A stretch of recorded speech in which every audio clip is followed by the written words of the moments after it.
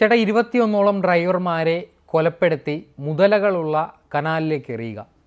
125ഓളം ആളുകളുടെ കിഡ്നി ഇയാളൊരു ആയുർവേദ ഡോക്ടറായിരിക്കുകയും മോഷ്ടിച്ച് കരിഞ്ചന്തയിൽ മറിച്ച് വിറ്റു.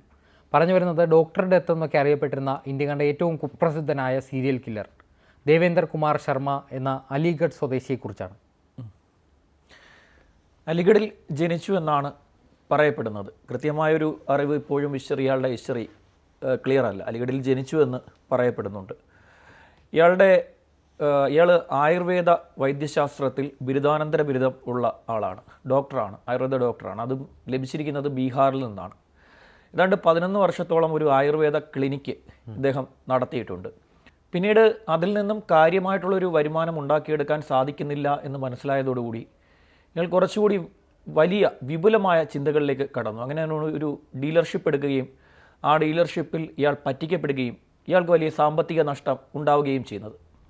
ഇതിന് ശേഷം ഇയാൾ ഈ അവയവ മാഫിയ സംഘങ്ങളുടെ അടുത്ത് എത്തുകയാണ്.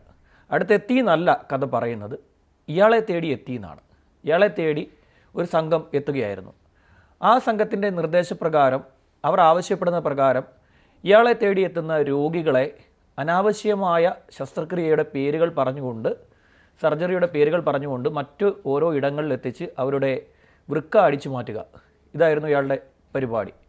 94 മുതൽ 1994 ശേഷം ഇങ്ങോട്ട് നോക്കിക്കഴിഞ്ഞാൽ 125 വരെ, ഇതിനൊന്നും കറക്റ്റ് കണക്കിപ്പോഴുമില്ല, വരെ എന്നാണ്, ആയിരിക്കാം, ഉണ്ടാകാം എന്നുള്ള രീതിയിലാണ് പറഞ്ഞിരിക്കുന്നത്.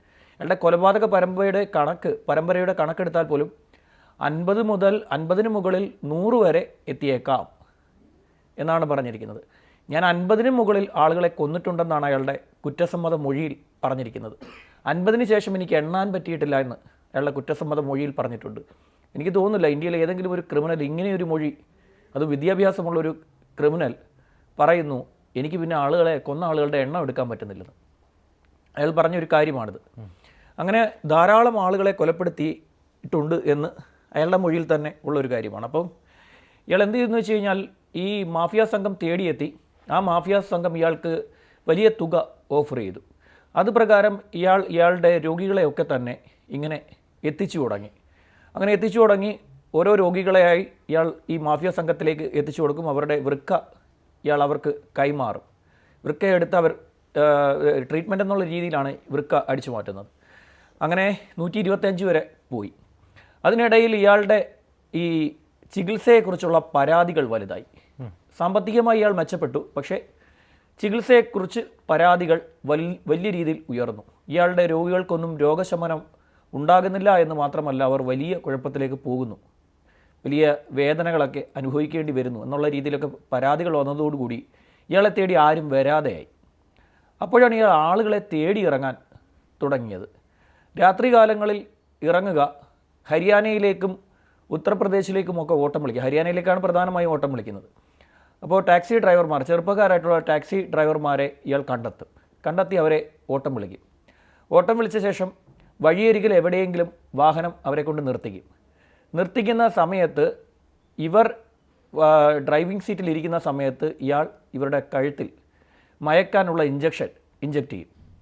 ഇതിനുശേഷം പിന്നീട് വാഹനം ഡ്രൈവ് ചെയ്യുന്ന ഇയാളാണ്.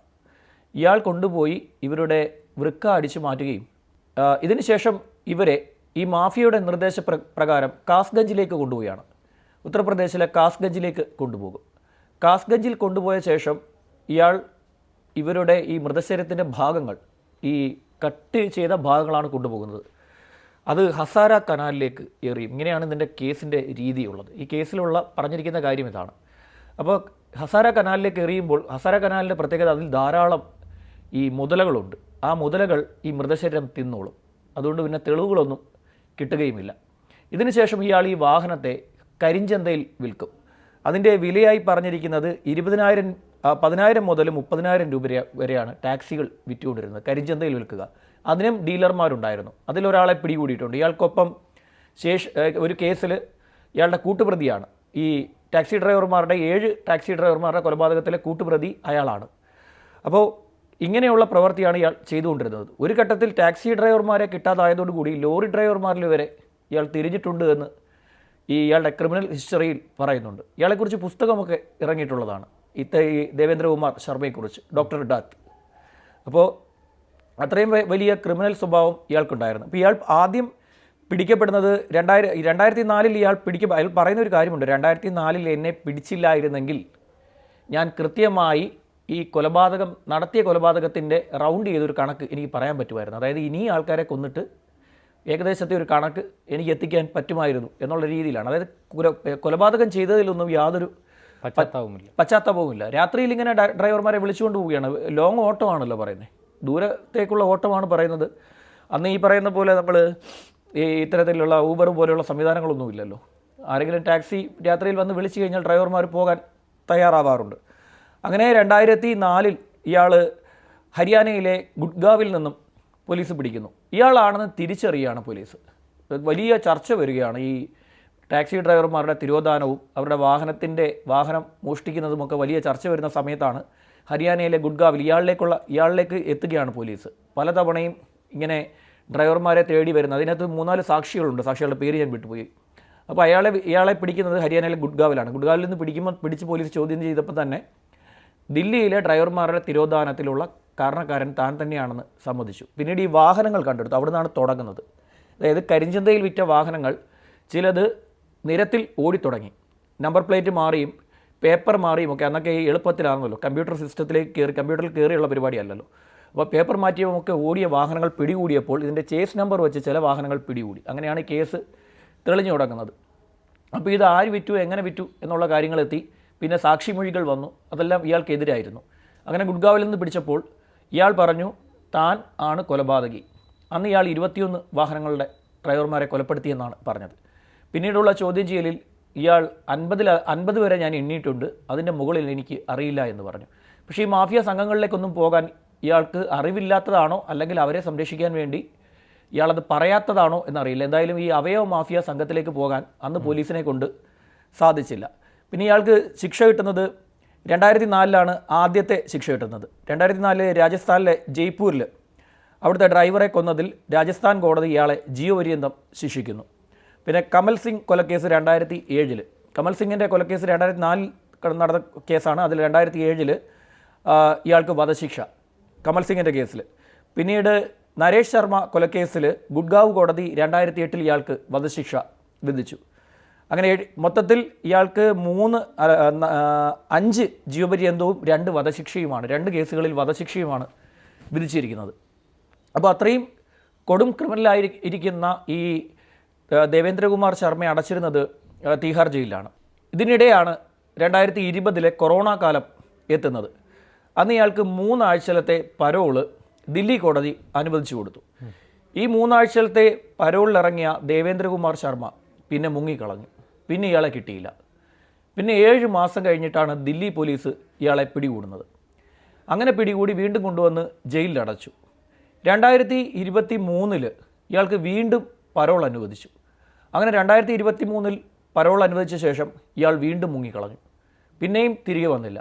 അങ്ങനെ ദീർഘകാലമായി ദേവേന്ദ്രകുമാർ ശർമ്മയെ സംബന്ധിച്ചുള്ള അന്വേഷണം ഇങ്ങനെ നടന്നു വരികയാണ്. ഇതൊടുവിൽ ദില്ലി ക്രൈംബ്രാഞ്ചിലേക്ക് വന്നു.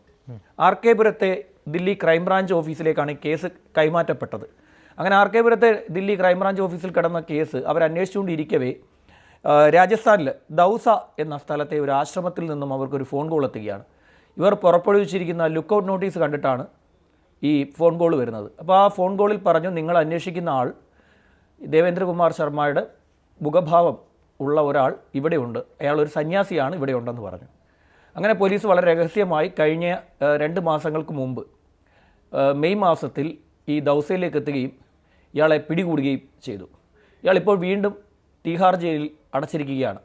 ഇനി ഒരു കാരണവശാലും ഇയാൾക്ക് പരോൾ അനുവദിക്കാൻ പാടില്ല എന്നൊരു അപേക്ഷയാണ് അന്വേഷണ സംഘം കൊടുത്തിരിക്കുന്നത്. നിലവിൽ ഇയാളുടെ ഒരു വധശിക്ഷയിൽ സുപ്രീം കോടതി ശരിവെച്ചിട്ടുണ്ട്. സുപ്രീം കോടതി ശരിവെച്ച ഒരു വധശിക്ഷ രാഷ്ട്രപതിയുടെ ഇയാളുടെ ദയാഹർജി രാഷ്ട്രപതിയുടെ അടുത്തേക്ക് ഇപ്പോൾ പോയിട്ടുണ്ട്. അത് ഇതുവരെ പരിഗണിച്ചിട്ടില്ല. ശരി.